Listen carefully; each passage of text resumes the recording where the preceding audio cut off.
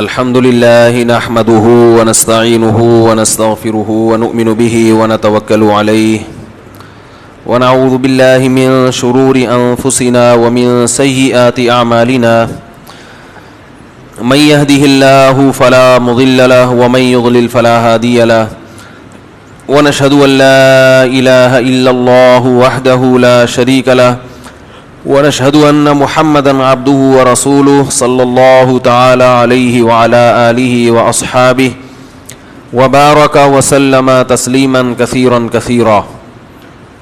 أما بعد فأعوذ بالله من الشيطان الرجيم. بسم الله الرحمن الرحيم. ذلك الكتاب لا ريب فيه هدى للمتقين.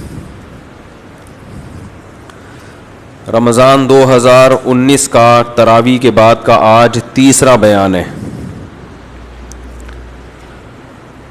انبیاء کرام علیہم الصلاۃ والسلام کی تھوڑی سی تاریخ بیان ہو رہی تھی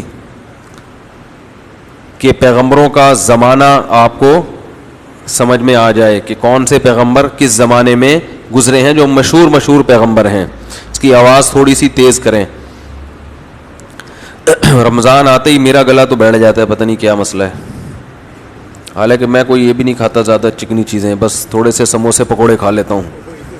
ٹھیک، اب اتنا تو چلتا ہے نا بھائی، افطاری میں آدمی سموسے بھی نہ کھائے. نہیں، ٹھنڈا پانی نہیں پیتا، درمیانہ پیتا ہوں.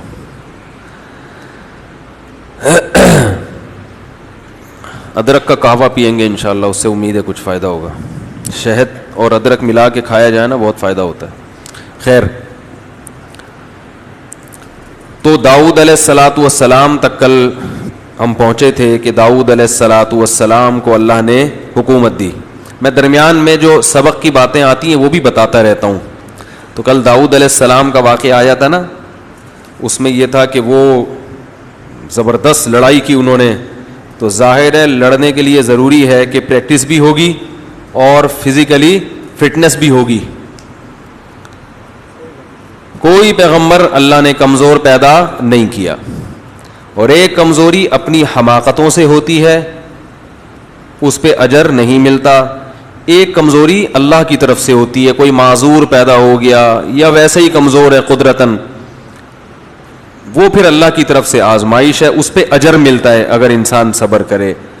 ہماری اور آپ کی صحتیں جو آج کل خراب ہوتی ہیں وہ اللہ کی طرف سے نہیں، وہ ہماری اپنی حماق. میرا گلا اگر بیٹھا ہے تو سموسے اور پکوڑوں کے بعد پانی ٹھنڈا پینے کی وجہ سے بیٹھا ہے، تو اس پہ ثواب نہیں ملتا.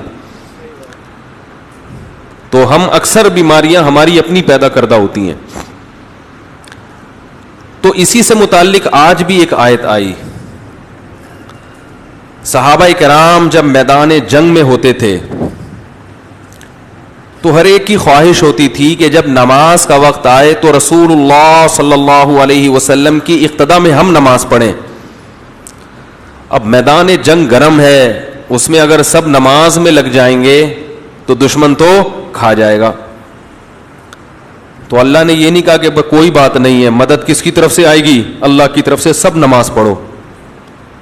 کیونکہ اللہ کا ایک حکم ہے، نماز اسے ضائع نہیں کر سکتے. تو چلو سارے نماز کی نیت باندھ لو.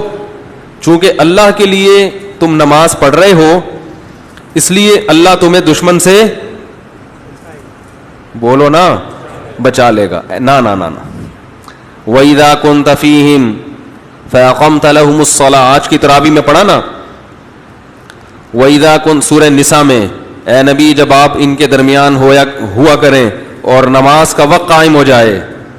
تو یہ بھی نہیں کہ ہم اتنے ماڈرن ہیں اسلام کہ نماز ہی چھوڑ دو، اور ایسا بھی نہیں ہے کہ پوری توجہ نماز پہ دے دو. کیسا بیلنس کیا ہے نا.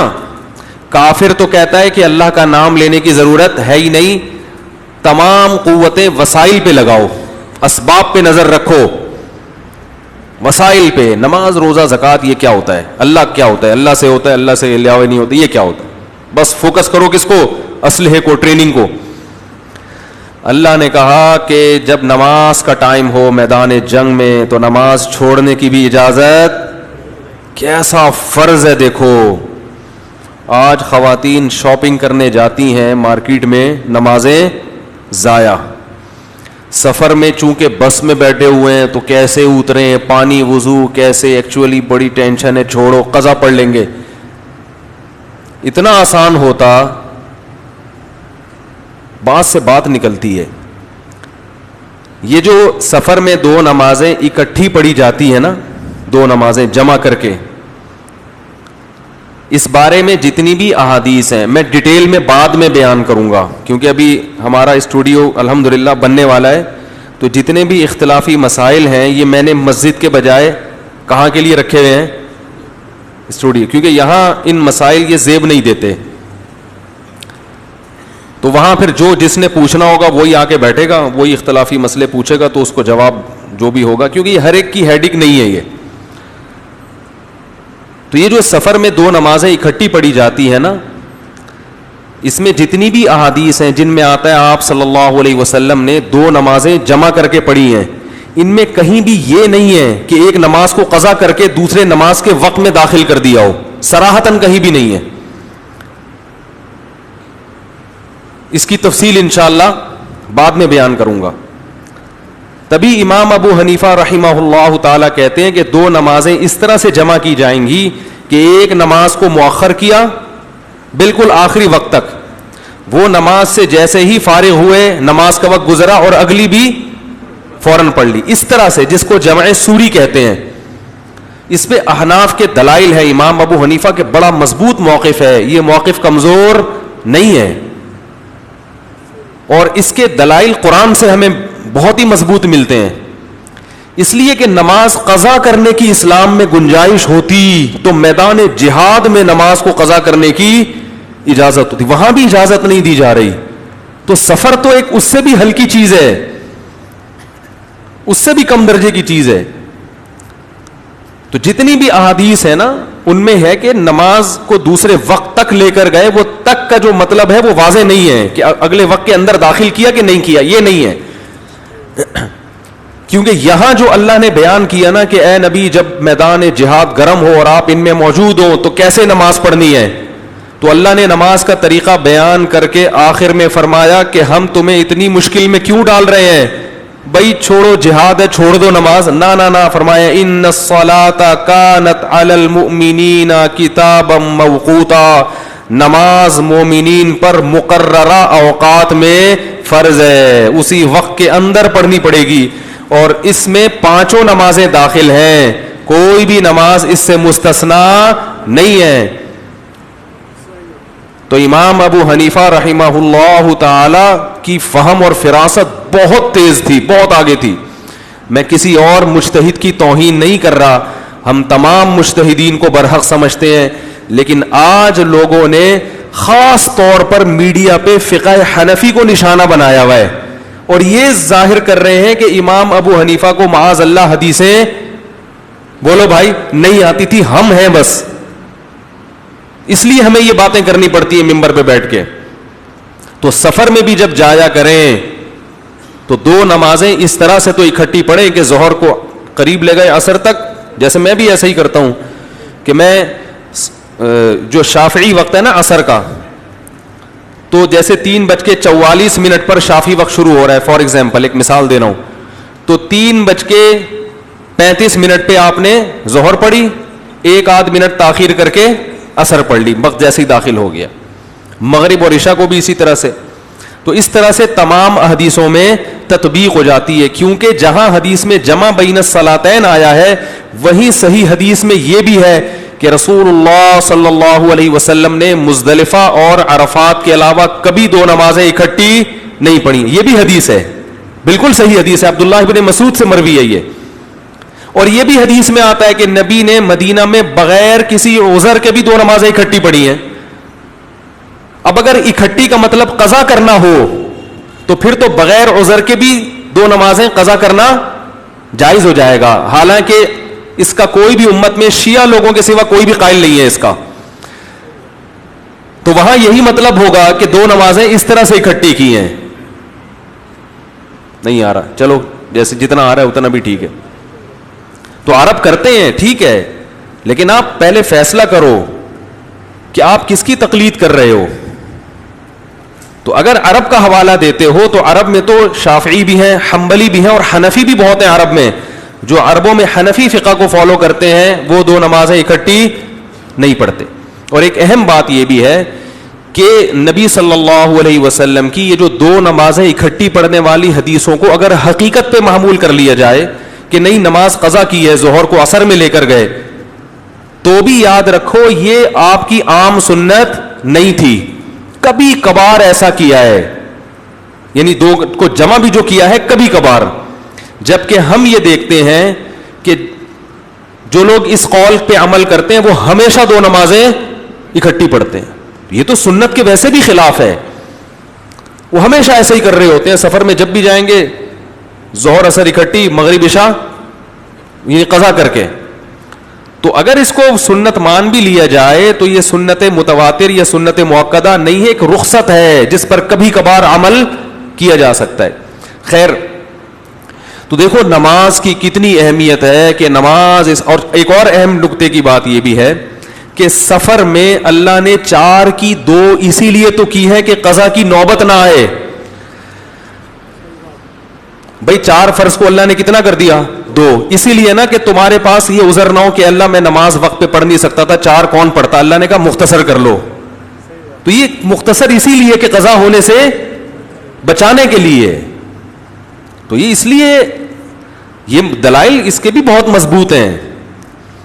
تو اور ایک اور بات یہ ہے کہ میں خاص طور پر اہل حدیث حضرات سے کہتا ہوں کہ ٹھیک ہے آپ کا موقف ہے کہ نماز 2 نمازیں اس طرح سے جمع کی جا سکتی ہیں کہ بالکل چپکا کے پڑھ لی جائیں اور وقت سے پہلے, تو بھی یہ فرض تو نہیں ہے نا, احتیاط تو اسی میں ہے نا کہ اس طرح سے جمع کیا جائے کہ نمازیں بھی اپنے ٹائم پر ہو جائیں اور جمع بھی اکٹھی. تو احتیاط تو اسی میں ہے نا. تو نماز کے معاملے میں اگر احتیاط والے قول کو لے لیا جائے تو اس میں کیا خرابی ہے؟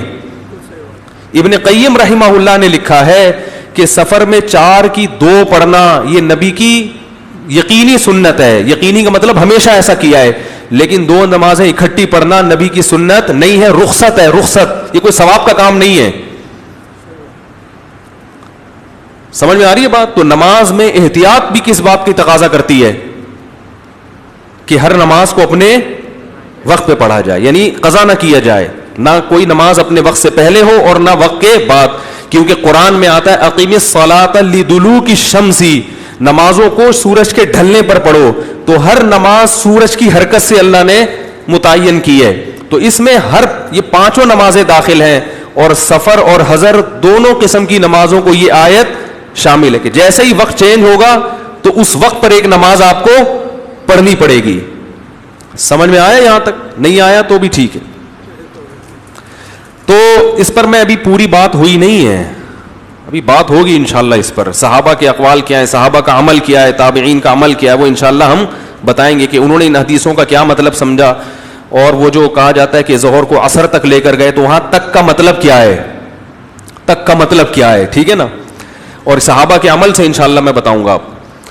لیکن اتنی بات پتہ چلتی ہے کہ اللہ نے کہا کہ جہاد میں نہ تو نماز چھوڑنے کی اجازت ہے اور نہ یہ کہ نمازوں میں لگ کے ادھر بولو کہ اللہ مدد کرے گا. نہ نہ نہ نہ نہ, بیلنس, دونوں کا حق ادا کرنا ہے, اللہ کا بھی اور ساتھ میں دشمن سے لڑنا ہے. تو لڑنے کے لیے نماز نہیں بلکہ بندوق چاہیے, چلانا بھی ہو, بندہ سامنے کھڑا ہوا ہو.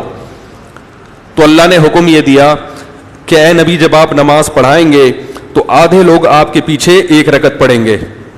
جب 1 رکعت مکمل, اور آدھے کیا کریں گے, دشمن کے سامنے کھڑے ہوں گے, اس کو روک کے رکھیں گے کہ وہ ادھر نہ آ جائے.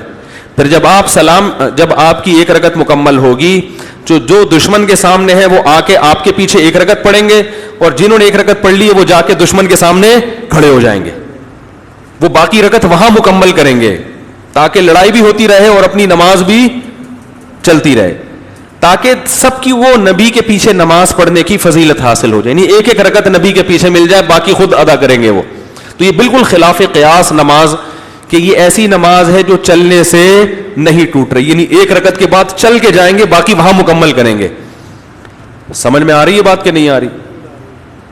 تو لیکن اگر یہ بھی ممکن نہ ہو کہ کوئی ایسی سخت لڑائی ہو, یہ بھی ممکن نہ ہو, جیسے آج کل لڑائی ہوتی ہے بموں سے, اب میدان جنگ میں اگر آدھی فوج ایک امام کے پیچھے کھڑی ہو جائے تو پھر ایک بم گرنے کا خطرہ ہے جس سے پوری فوج ہلاک ہو سکتی ہے. تو ایسے موقع پہ علماء کہتے ہیں کہ پھر ایک ایک دو لوگ اپنی اپنی اخپل طریقے سے جماعت کرائیں گے, پھر اکٹھے ہونے کی اجازت, کیونکہ جان بچانا پہلے ہے, جان رہے گی تو نماز پڑھیں گے نا. نماز پڑھنے شروع کر دے سب نے باجماعت خشوع و خضوع سے, دشمن نے آ کے کاٹ پیٹ کے چلا گیا اور پھر آپ کے ملک پہ قبضہ کر لیا, تو پھر قیامت تک وہاں نمازیں نہیں ہو سکیں. تو پھر اخپل طریقے سے ایک ایک دو آدمی جماعت کرائیں. وہ بھی ممکن نہ ہو تو سب انفرادی نماز پڑھیں, وہ بھی ممکن نہ ہو تو گھوڑے کی پشت پہ بیٹھ کے نماز پڑھیں قبلہ رخ ہو کے, یہ بھی ممکن نہ ہو تو جہاں ٹینک کا رخ ہے اسی طرف رخ کر کے نیت, گھوڑے کے بجائے ٹینک آ گیا نا, تو کس طرف رخ کریں گے؟ دشمن کی طرف رخ کر کے نیت باندھ لیں گے. نہیں آ رہی بات؟ چھوڑنے کی اجازت نہیں ہے. میدان جنگ میں جس طرح ممکن ہو قبلہ رخ ہو کے, اگر ڈر ہے کہ میں ادھر ہوا تو وہ ادھر سے فائر کر دے گا, جدھر وہ ہے ادھر ہی منہ کر کے نیت باندھ لو. چھوڑنے کی اجازت نہیں ہے, اتنی اہم چیز ہے. تو اسی وجہ سے امام حنیفہ کا مذہب ہے کہ اتنی اہم تاکید ہے. تو سفر میں چونکہ بالکل دو ٹوک اور واضح حدیث ہمارے پاس موجود نہیں ہے, اگر حدیث ہے بھی تو اس کے مقابلے میں بھی ہے, تو نماز جیسا حکم اسلام کا رکن ہے, اس کو ایسی مجمل اور مبہم حدیثوں کی بنا پر قضا کرنے کی اجازت نہیں دی جائے گی. سمجھ رہے؟ تو نوٹ کر لیا, بیٹھا ہوا ہے. یہ پچھلے سال بھی تھا نا, دیکھا تھا اس کو؟ بالکل وہی ڈیزائن ہے, اتنا ہی وزن ہے اس بچے کا, اسی طرح سے اتنے ہی دانت دکھا کے مسکراتا ہے, یہ وہیں بیٹھتا ہے, یہ کئی سالوں سے یہاں بیٹھ رہا ہے. اس کو میں نے ایک دفعہ کہا تھا میں تھپڑ بھی لگا سکتا ہوں, کس دن غصے میں آ گیا. تو اب آپ یہ دیکھیں کہ اللہ تعالیٰ حکم کتنا دے رہے ہیں کہ تاکہ اسباب سے بھی غافل نہ ہو. آگے اللہ نے حکم دیا کہ خذوا حذرکم, نماز کے دوران بھی اپنی حفاظت اور بچاؤ کی تدبیر کو لازم پکڑو. ایسے نماز میں ایسے طریقے سے نماز نہ پڑھو کہ دشمن کاٹ کے چلا جائے. اور آگے اللہ نے فرمایا کہ اسلحہ پہن کے نماز پڑھو میدان جنگ میں. ایسا نہ ہو تمہیں نماز پڑھتا دیکھ کر کوئی آئے اور کہے یہ تو خشوع و خضوع سے نماز میں پڑھ رہا ہے, ذرا سجدے میں جائے, انتظار کروں گا پھر. نہ فرمایا نماز کے دوران اسلحہ تمہاری گردن میں ہونا چاہیے, تلوار لٹکی بھی ہونی چاہیے, تاکہ کوئی تمہیں غافل پا کے حملہ کرے تو فوراً نماز توڑ کے پہلے اس کی گردن اڑاؤ, باقی نماز بعد میں. سے کتنا کیا پتہ چل رہا ہے کہ بھائی اسباب سے, وسائل سے غافل نہیں ہونا, میزائل سے, توپوں سے, ایٹم بم سے غافل نہیں ہونا ہے, ٹیکنالوجی سے غافل نہیں ہونا ہے.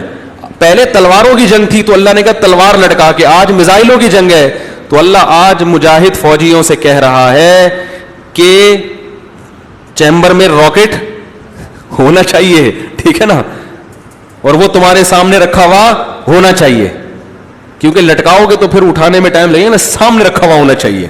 پھر نیت باندھ لو اور دیکھتے بھی رہو, جیسے ہی کوئی مسئلہ ہو تو نیت توڑی, پہلے فائر کیا, نماز دوبارہ ہو جائے گی. دشمن کو مارنے کا موقع ایک دفعہ نکل گیا تو تم ڈیلیٹ ہو جاؤ گے پھر, کیونکہ یہ ایک ہی چانس ہوتا ہے, یا تو وہ پہلے جس کا بٹن پہلے دب گیا. وہ میں نے بھینس والا لطیفہ سنایا تھا نا, وہ بھائی ایک آدمی کی بھینس بیمار ہو گئی تو حکیم کے پاس گیا, حکیم نے کہا جمال گوٹا کھلاؤ اس کو. تو اب بھینس کو جمال گوٹا کوئی 2-4 گولیوں سے تو کام چلے گا نہیں, اس کو تو پورا 25-30 گوٹے ہونے چاہیے, وہ تو بھینس ہے. تو اس نے کوٹ کے نا, اب بھینس کے منہ میں ڈالتا ہے تو بھینس واپس نکال دیتی, پھر یہ منہ میں ڈالتا واپس نکال دیتی. بڑا پریشان حکیم کے پاس آیا, حکیم صاحب وہ تو کھا ہی نہیں رہی. حکیم نے کہا کہ دیکھو اس کے منہ میں پائپ رکھو اور اس طرف سے جمال گوٹا پائپ میں ڈال کے زور سے پھونک مارو گے اس کے اندر چلا جائے گا. اس نے کہا چلو ٹھیک ہے. اگلے دن وہ آیا نہیں اطلاع دینے کے لیے کہ بھائی بھینس کی طبیعت کیسی. حکیم صاحب گئے, حکیم صاحب نے پوچھا اور بھائی کیا ہوا؟ لوگوں نے کہا وہ تو بیمار پڑا ہوا, مر رہا ہے. حکیم صاحب نے کہا وہ کیوں مر رہا ہے؟ تو اس کے پاس گئے, ہاں بھائی بھینس کے منہ میں پائپ رکھا تھا. اس نے کہا ہاں رکھا. جمال گوٹا ڈالا تھا؟ ہاں ڈالا تھا. پھونک ماری تھی؟ ہاں ماری تھی. کس نے؟ کہہ رہا بھینس نے پہلے مار دی تھی. وہ بھینس نے پھونک پہلے مار دی تو وہ سارا اس کے پیٹ میں چلا گیا, اب اس کے لگے ہوئے موشن پڑا ہوا ہے. تو میدان جنگ میں دشمن آپ کو موقع نہیں دے, جس نے پہلے بٹن دبا دیا اس کی جیت ہے. تو اللہ کہہ رہے ہیں خذوا حذرکم, اپنے بچاؤ کی تدبیر کو لازم پکڑو. کیوں؟ ود الذین کفروا لو تغفلون عن اسلحتکم وامتعتکم, اس لیے کہ تمہارا دشمن یہ چاہتا ہے, کیسے الفاظ ہیں, کہ کسی طرح تم اپنے اسلحے سے غافل ہو جاؤ. وامتعتکم, اور اس کے علاوہ چیزوں سے.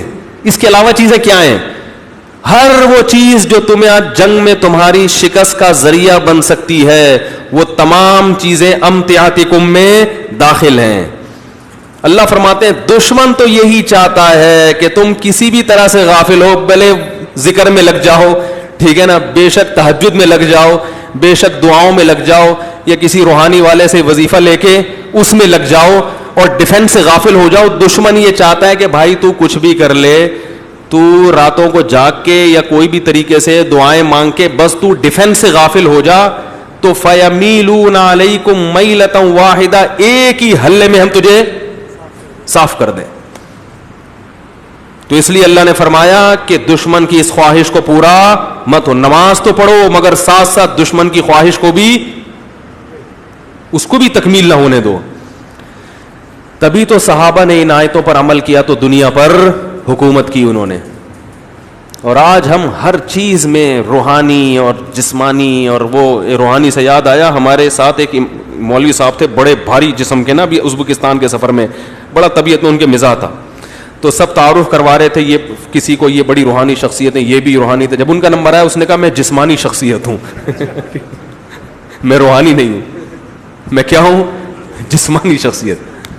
تو بھائی جیسے روح پر زور ہے اسی طرح جسم پر بھی شریعت نے, بولو بھائی, زور دیا ہے. یہ جو میں نے کل داؤد علیہ السلام کا واقعہ سنایا, اس میں تھا کہ داؤد علیہ السلام جس فوج میں تھے تو اس کا امیر اللہ نے طالوت علیہ السلام کو بنایا. وجہ کیا تھی؟ قرآن نے بیان کیا, زادہ بسطۃ فی العلم والجسم, اللہ نے اس کو علم بھی زیادہ دیا اور جسم بھی مضبوط دیا. تو پتہ یہ چلا کہ آپ کو کمانڈ کا حق اس وقت حاصل ہوگا جب آپ کے پاس جو جس چیز کی کمانڈ آپ کے ہاتھ میں دی جا رہی ہے اس کی نالج بھی ہو اور صحت بھی آپ کی, بولو نا بھائی, اچھی. اللہ نے یہ نہیں کہا کہ یہ صرف نیک ہے, وہ نیک بھی تھے یقیناً. اللہ نے کہا کہ باڈی بھی اس کی کیا ہے. دیکھو واگا بارڈر پہ پریڈ ہو رہی ہوتی ہے نا, تو اچھا لگتا ہے ہم اپنے فوجیوں کی جب باڈی کو دیکھتے ہیں نا, وہ لمبے تڑنگے, ایمان تازہ ہوتا ہے, صحیح ہے نا. وہ لمبے دیکھیں بارڈر پہ, یوٹیوب پہ سرچ کریں. میں تو گیا ہوں 2 دفعہ دیکھ کر آیا ہوں, ہر دفعہ دل چاہتا ہے جاؤں, لیکن اب لوگ نہیں چھوڑتے.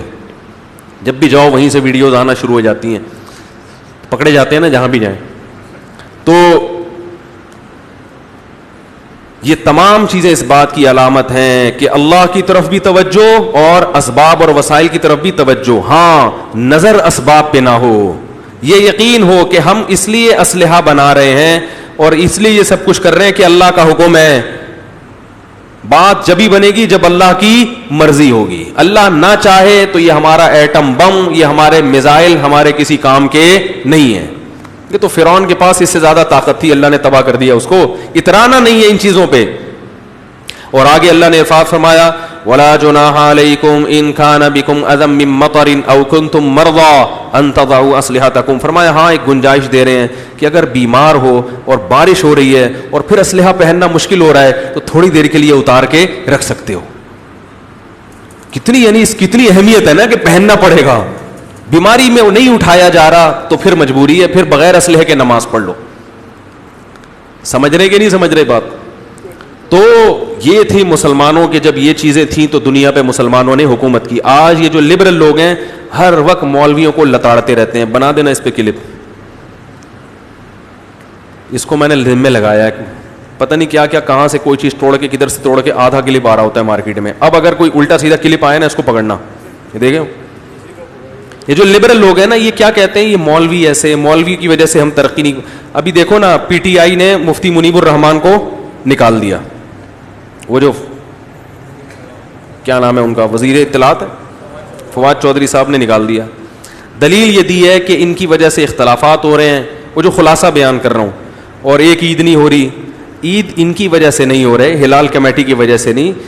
جو اختلاف ہو رہا ہے وہ ہلال کمیٹی کی وجہ سے نہیں ہو رہا, بلکہ ہلال کمیٹی کے فیصلے کو نہ ماننے کی وجہ سے ہو رہا ہے. جو نہیں مان رہے ان کے خلاف ایکشن لو بھائی. کیوں نہیں مان رہے؟ جب ایک ملک ہے, ایک ریاست ہے, ایک کمیٹی ہے, اور جو کمیٹی کا چیئرمین ہے اس پر سب کو اعتماد ہے, تو پھر اس کے فیصلے کو سب فالو کیوں نہیں کر رہے؟ تو بس ہر چیز میں کس کو بدنام کریں گے؟ مولویوں.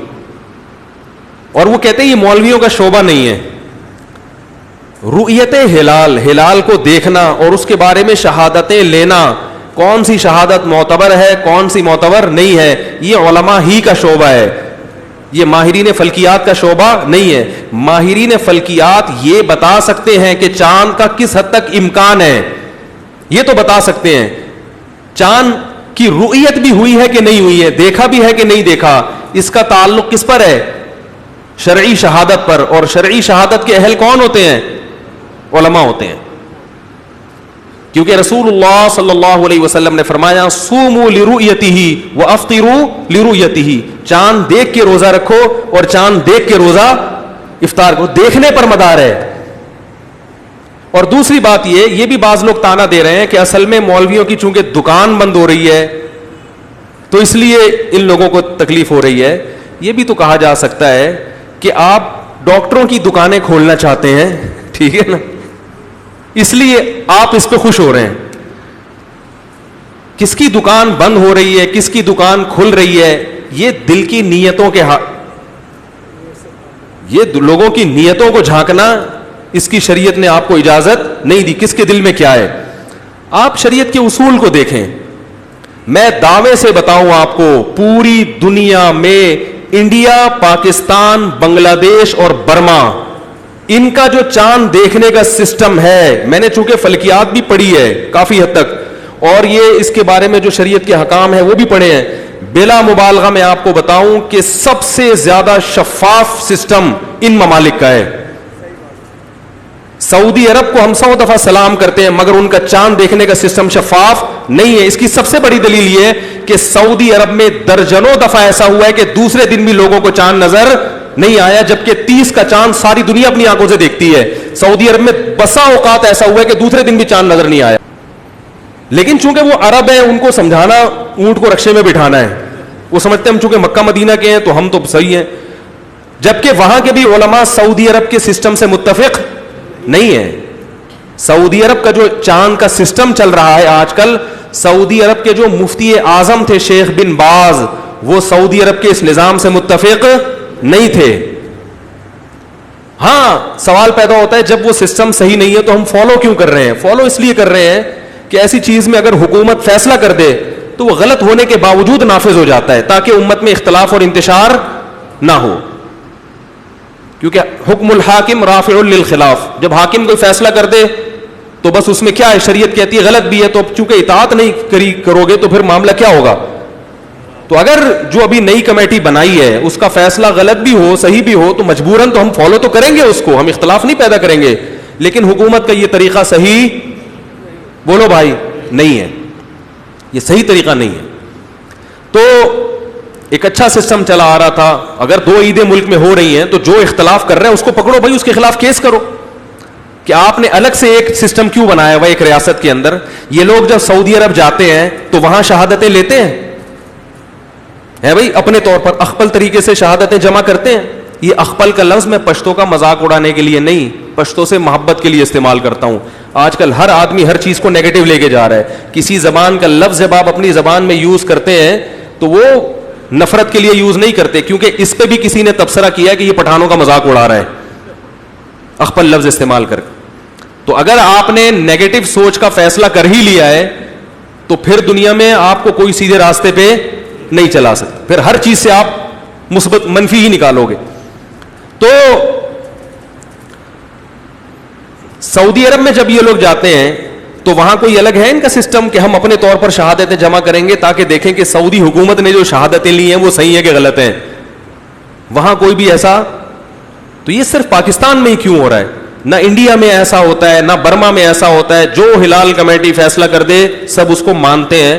تو یہ پاکستان میں ایسا کیوں ہو رہا ہے کہ ہلال کمیٹی کا ایک سرکاری کمیٹی حکومت کی طرف سے وہ نامزد ہے، وہ جب اعلان کر رہی ہے تو پورا ملک اس کو فالو کیوں نہیں کر رہا، حالانکہ وہ پاکستان کا حصہ ہے.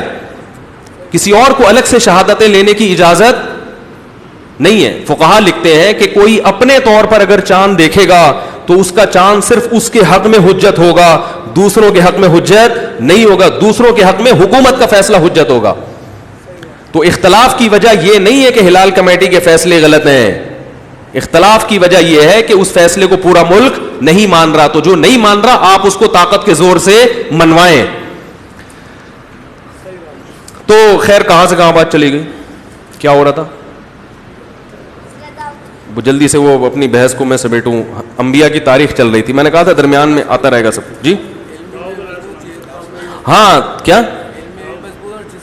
ہاں تو اللہ نے طالوت علیہ السلام کو جو کمانڈر بنایا، علم بھی اور جسم. علم کا مطلب جنگوں کا علم کہ کیسے لڑائی لڑی جاتی ہے. تو اس سب چیزوں سے پتہ چلتا ہے کہ بھائی مسلمان کو اس کی طرف بھی توجہ دینی پڑے. ہمیں پاکستان سے محبت اس لیے بھی ہے کہ ہمارا ملک ہے، اور اس لیے بھی ہے کہ واحد ایٹمی طاقت ہے. جو اللہ نے کہا نا اعدوا لهم ما استطعتم من قوة، طاقت اور قوت جمع کرو. تو حدیث میں آتا ہے الا ان القوة الرمی، خبردار قوت سے مراد یہاں رمی پھینکنے کی طاقت ہے. ہر وہ چیز جو دشمن پہ پھینک کے حملہ کیا جا رہا ہے، آپ نے فرمایا قوت سے کیا مراد ہے؟ وہ ہے کیا مطلب کہ ہر وہ چیز، کیونکہ تیروں سے، کیونکہ تلوار سے لڑنا یہ اس میں نقصان کا اندیشہ زیادہ ہے، فائدہ کم ہے. یہیں بیٹھے بیٹھے جو فائر ہوتا ہے نا اس میں آپ سیو رہتے ہیں اور دشمن پہ خطرہ زیادہ. تو سب سے مضبوط جو پھینکنے والی چیز اس دنیا میں ایجاد ہوئی ہے اس کو کیا کہا جاتا ہے اردو میں؟ Atom bomb. انگلش میں بھی یہی کہا جاتا ہے. تو وہ کس کے پاس ہے مسلمان ملکوں میں؟ صرف پاکستان کے پاس، جس کی وجہ سے سعودی عرب کی بھی عزت ہو رہی ہے دنیا میں، ترکی بھی بچا ہوا ہے، اور بہت سارے اسلامی ممالک جب پریشان ہوتے ہیں تو کس کی طرف دیکھتے ہیں؟ اور اگر پاکستان کے پاس ایٹم بم نہ ہوتا تو میرے بھائی پاکستان کی ایسی کی تیسی ہو چکی ہوتی. ابھی تو صرف 2 جہاز بھیجے ہیں نا اس نے، اور پائلٹوں کو ہم نے چائے پلا کے واپس بھیج دیا. اگر ایٹم بم نہ ہوتا تو صرف 2 جہاز. ابھی تو وہ ڈرتے ہیں کہ یار بم نہ ہو جائے. بچپن میں ہم وہ بچیاں کھیلتی ہیں نا آپا آپا، ٹھیک ہے نا، وہ تمہارے گھر آ رہی ہو، ہم تمہارے گھر جا رہی ہیں. بچیاں کھیلتی ہیں آپا آپا، ہم تمہارے گھر آ رہی ہیں، تم ہمارے گھر آ رہی ہو. تو کھیل میں یہی ہوتا ہے کہ جو وہ کھیل رہا ہے تو آپ بھی وہی. تو بم اگر شروع کر دیتے نا ایٹم بم، تو اس سے دونوں ملک ڈرتے ہیں. تو انڈیا بھی ڈرتا ہے کہ بھائی بم نہ مار دے کہیں ہے. اور ایٹم بم ایک ایسی چیز ہے کہ جب انسان بالکل مجبور ہو جائے نا، جیسے آپ اپنے سے طاقتور سے کوشش کرو گے نہ لڑو، ایسا نہ ہو آپ کو مار دے، لیکن جب آپ کو یقین ہو گیا اس نے تو مارنا ہی ہے، تو پھر آپ کہتے ہو مرنا تو ہے ہی، تو پھر عزت سے کیوں نہ مرے آدمی، تو پھر مار کے مرو. ایٹم بم پھینکنے کے لیے نہیں ہوتا، نہ چلانے کے لیے ہوتا ہے. ایٹم بم یہ دکھانے کے لیے ہوتا ہے کہ بھائی اگر ایسی نوبت آئی کہ ملک ہی ہاتھ سے نکلنے لگا تو جب مر ہی رہے ہیں تو پھر پھٹ کے مریں گے. پاکستان نے ایٹم بم اس لیے نہیں بنایا کہ وہ کسی پہ چلائے گا، ہرگز یہ نیت نہیں ہے. یہ تو چلانا میں سمجھتا ہوں جائز بھی نہیں ہے. اس سے اتنا انسانیت کو نقصان ہوتا ہے، اتنا زیادہ نقصان ہوتا ہے کہ ایسی دہشت گردی کی تو شاید اسلام کسی قیمت پہ اجازت نہیں دے گا، کیونکہ نسلیں برباد ہو جاتی ہیں. تو یہ چلانے کے لیے نہیں ہے، یہ بتانے کے لیے ہے کہ اگر ایسا حملہ ہوا، کسی نے ایسا کیا کہ ہم کو یقین ہو گیا کہ اب ہم دنیا سے جانے والے ہیں، تو پھر ہم پھٹ کے مریں گے. ٹھیک ہے نا، پھر ہم کیا کریں گے؟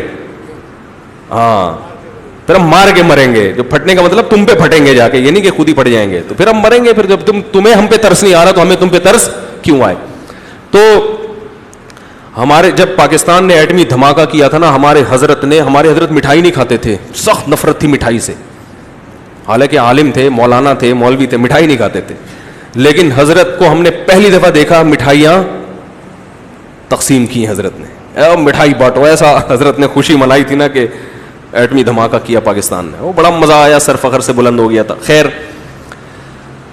داؤد علیہ السلام سے ہم نے یہ سارے سبق حاصل کیے ہیں بھائی. اللہ نے ان کو نبوت اس بیس پہ دی نا تو داؤد علیہ الصلوۃ والسلام کو پھر اللہ نے بالآخر بیت المقدس پہ حکومت دی، جو آج یہودیوں کے پاس ہے. کیونکہ وہ یہودیوں کے پیغمبر تھے تو یہودی یہ دعویٰ کرتے ہیں ہمارا ہے، وہ الگ تفصیل ہے، میں پھر اس پہ بعد میں بات کروں گا. تو بالآخر داؤد علیہ الصلوۃ والسلام کو اللہ نے کمانڈر بنایا، نبوت عطا کی. اور داؤد علیہ السلام بہت زیادہ عبادت گزار تھے. ہماری جو فوج میں فوجی حضرات ہیں ان کو چاہیے کہ جیسے اپنے ڈیفنس پہ پوری توجہ دیتے ہیں، عبادت کو بھی فوکس کریں. دو انتہاؤں پر ہم لوگ ہیں، جو ٹیکنالوجی کی طرف ہیں وہ عبادت سے بالکل غافل، جو صوفی بنے ہوئے ہیں وہ دوسری طرف سے بالکل غافل. تو فوجیوں کو چاہیے کہ وہ عبادت دوسروں سے زیادہ کریں. نبی صلی اللہ علیہ وسلم نے فرمایا اللہ کے راستے میں یعنی جہاد میں ایک روزہ 1 سال کے روزے کے برابر ہے. تو جو آرمی کا جوان بارڈر پہ روزہ رکھے گا اس کا ایک روزہ 1 سال کے برابر ہے.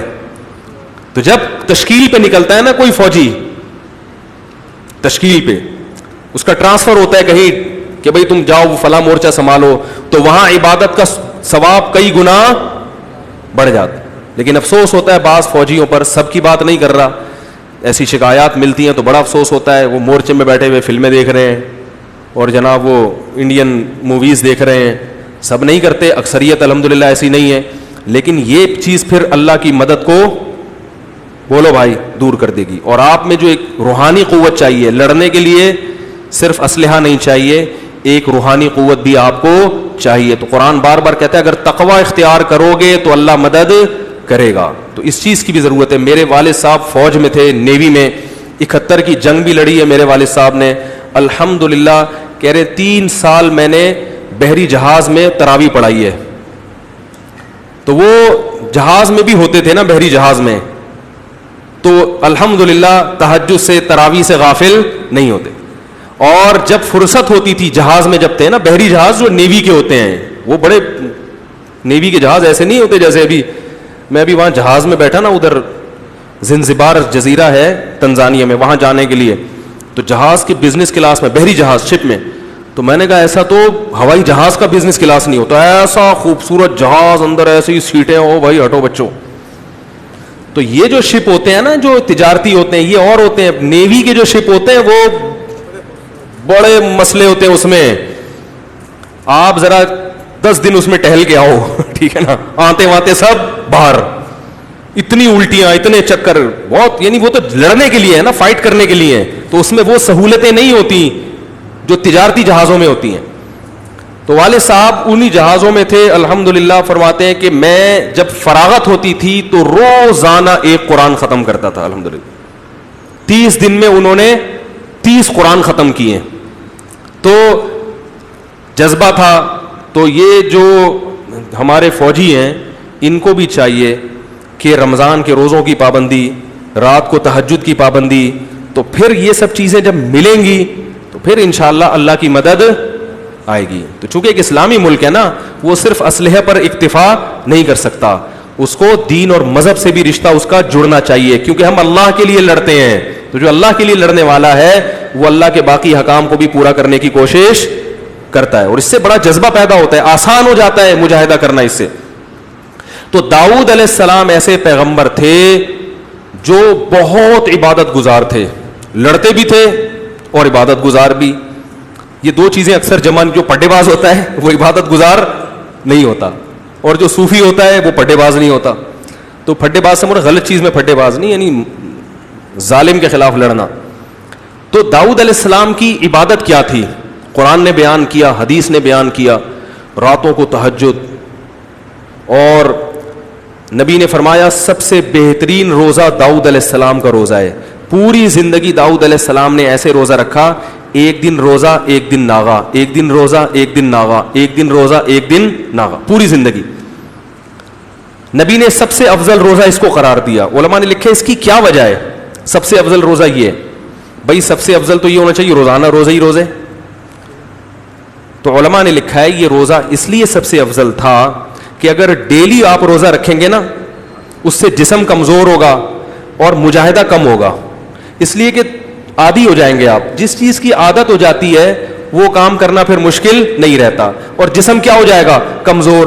جبکہ حدیث میں آتا ہے اللہ کو طاقتور مومن کمزور سے زیادہ محبوب. نہیں آ رہی.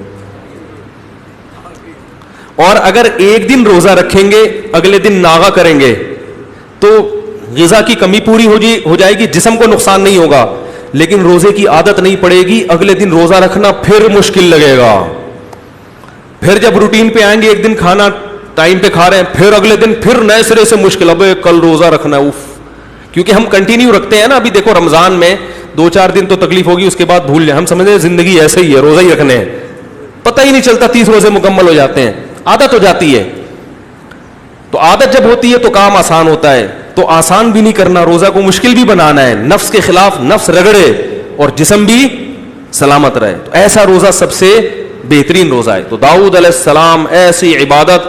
پھر اللہ نے داؤد علیہ السلام کو 2 معجزے بھی عطا کر دیے. ایک خوبصورت آواز جس میں وہ زبور کی تلاوت, داؤد علیہ السلام پر اللہ نے کتاب بھی نازل کی, آسمانی کتاب جس کو زبور کہا جاتا ہے. ایسی خوبصورت تلاوت تھی کہ پرندے آپ کی تلاوت سننے کے لیے جمع ہو جایا کرتے تھے, اور جب اللہ کا ذکر کرتے ایسا وجد آفرین ذکر ہوا کرتا تھا, ایسا دل کی گہرائیوں سے ذکر ہوتا کہ ان کے ساتھ پہاڑ بھی لا الہ الا اللہ کی صدائیں لگانا شروع. یا جبال اوبی معہ والطیر, اے پہاڑوں اور پرندوں تم بھی داؤد کے ساتھ اللہ کے ذکر میں شریک ہو جاؤ. جب لا الہ الا اللہ پڑھنا شروع کرتے, پہاڑوں سے بھی لا الہ الا اللہ کی اور پرندے بھی لا الہ الا اللہ کی صدائیں لگانا, کیا منظر ہوتا ہوگا, کیا عجیب منظر ہوتا ہو.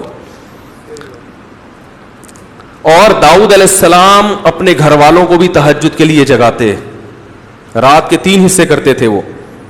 تو اللہ کو داؤد علیہ السلام کے یہ اعمال اتنے پسند آئے کہ اللہ نے پھر بنی اسرائیل کی نشأت ثانیہ کے لیے داؤد علیہ السلام کے ذریعے پھر جہاد کروایا.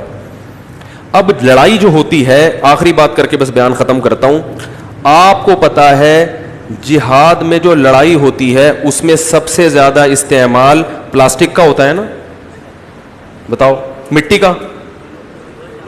بھائی لڑنے کے لیے سب سے زیادہ غبارے چاہیے, لوہے کا استعمال. لڑائی کے لیے ہمیشہ کیا استعمال ہوتا ہے؟ لوہا. تو اللہ تعالی نے داؤد علیہ السلام کو معجزے کے طور پر لوہے کو ان کے ہاتھ میں کیا کر دیا؟ نرم. کہ فیکٹری لگا کے زرہیں بناؤ گے اور تلواریں بناؤ گے, ٹائم بہت لگے گا, کام بہت ہے, ٹھیک ہے نا. تو بس لوہے کو جدھر چاہو گے آپ کے ہاتھ میں مڑ جائے گا. اور اب اس سے کیا کرنا ہے؟ ڈھالیں بنانی ہے, تلواریں بنانی ہے. یہ بھی اللہ کہہ سکتے تھے داؤد علیہ السلام اب آپ عبادت میں لگے ہوئے ہیں تو لگے رہے, آپ ہیں تہجد میں لگے ہوئے ہیں, دعائیں مانگے, اب باقی کام کس سے ہوگا؟ دعاؤں سے. نا نا نا نا نا نا, اے داؤد قدر فی السرد, کڑیاں جوڑ کے جنگی ٹوپیاں بنائے, کیونکہ لڑنے کے لیے جنگی ٹوپیوں کی ضرورت, تاکہ تلوار یا تیر کا زخم سر پہ نہ آئے. ہمارے نبی نے بھی میدان جہاد میں لوہے کی ٹوپیاں پہنی ہے, لوہے کے خول. ترکی کے عجائب گھر میں ہم نے لوہے کے وہ خول دیکھے ہیں جو مجاہدین پہن کے لڑا کرتے تھے. ایسے بڑے بڑے خول جو ہے نا لوہے, پیغمبر وہ لوہے کا خول سر پہ رکھ کے جب گھوڑے کی پشت پہ سوار ہوتے ہوں گے اور لڑائی کے لیے تلوار ہاتھ میں لے کے میدان جہاد میں نکلتے ہوں گے, کیا خوبصورت منظر ہوتا ہوگا, آپ اندازہ لگاؤ.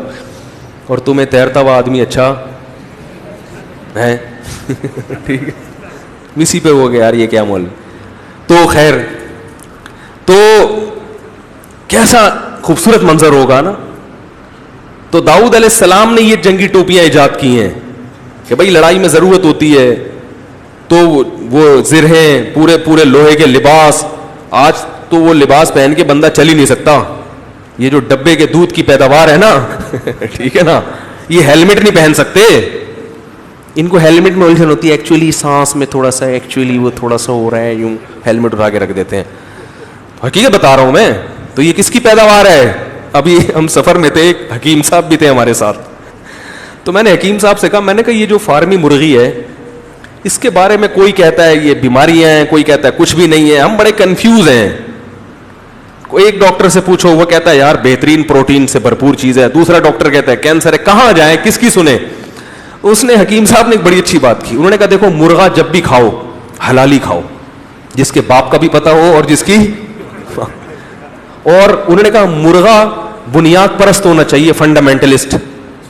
میں نے کہا یہ کون سا؟ کہہ رہے ہیں جو اذان دیتا ہے صبح صبح اٹھ کے, یہ بنیاد پرست مرغا ہے جو صبح 4 بجے سے اذانیں دینا, بھائی مذہب پہ مضبوط ہے نا. انہوں نے کہا یہ جو فارمی مرغی ہے یہ اذان, یہ بھی تو مرغے ہی ہوتے ہیں جس کو ہم مرغی کہتے ہیں, یہ اذان نہیں دیتی.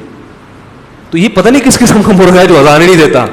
تو ہمیشہ وہ مرغا کھاؤ جو اذانیں, وہ فنڈامنٹلسٹ ہے, بنیاد پرست ہے, اپنے مذہب پہ مضبوطی سے قائم ہے, اپنی روایات کو برقرار رکھے ہوئے ہے.